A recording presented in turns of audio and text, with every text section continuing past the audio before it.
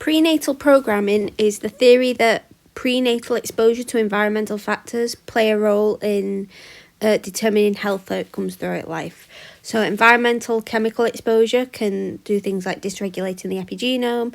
This potentially has consequences for developmental disorders and diseases in childhood and throughout life. For example, active or passive prenatal exposure to tobacco smoke is associated with lower pulmonary function, increased risks of asthma, cancer, obesity, type 2 diabetes, and low birth weights.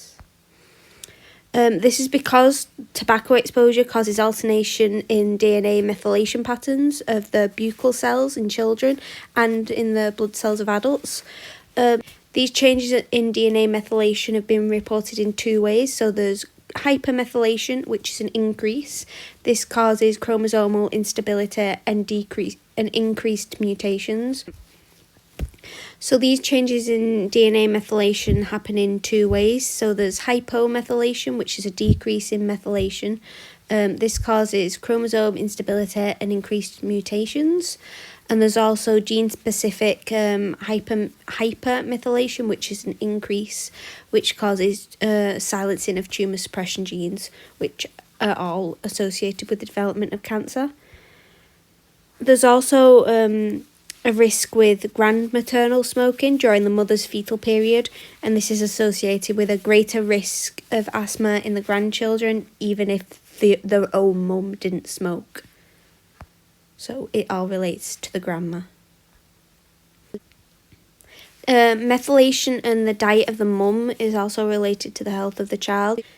So animal studies have shown that if the mum has a diet which has too little methylating folate or chlorine components before or just after they give birth, it can cause some regions of the genome to be unmethylated for the entire lifespan.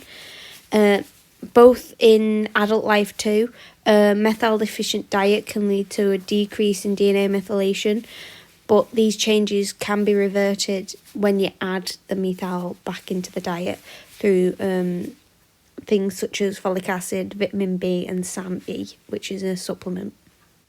This is demonstrated by the agouti mice. So these were genetically identical mice, but they had different phenotypes and completely different disease risks due to the sort of diet that the parents were given. You had a parent mice which gave birth. So one set of parent mice was given a normal diet which contained BPA, which reduces the methylation of the agouti gene, and then another parent which had the same normal diet supplemented with the BPA, and then also supplemented with things like folic acid and vitamin B12. The ones which had the unsupplemented diet gave birth to these little fat ones, whilst the normal supplemented diet had normal mice. So transgenerational effects occur from the first generation to the second generation to the third generation, and it can occur due to epigenetic modifications within the germline and direct exposure. For transgenerational effects on the epigenome to be mechanisms for the diseases, these have to transmit between 3 generations, so the grandma, the mum, and then the grandchild, the F1, the F2, and the F3. The idea of transgenerational effects between you, your mum, and your grandmother also occurs with stress. So the history of a grandmother's stressful environment during pregnancy can be passed down to her grandchildren.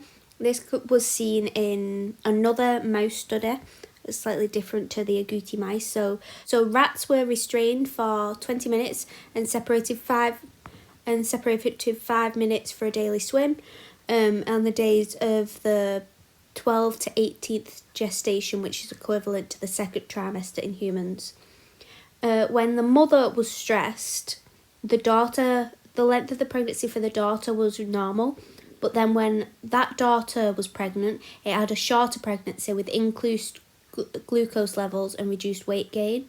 And when that daughter's daughter, so the great-granddaughter, got pregnant, they had an even shorter pregnancy, smaller pups, and also delayed sensory motor development.